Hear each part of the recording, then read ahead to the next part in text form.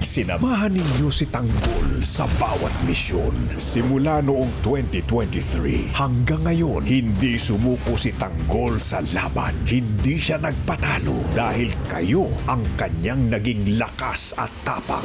Napakabait niyo po sa amin. At dahil sa mainit niyong pagmamahal at walang sawang pagsuporta, nananatili itong most watched and highest rating primetime teleserye, ang FBJ's Batang Quiapo.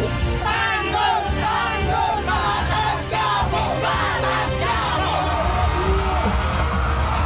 Mula umpisa hanggang ngayon, kayo ang tunay naming inspirasyon.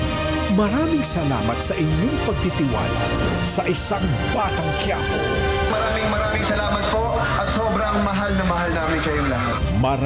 Maraming salamat, mga kabatang Quiapo.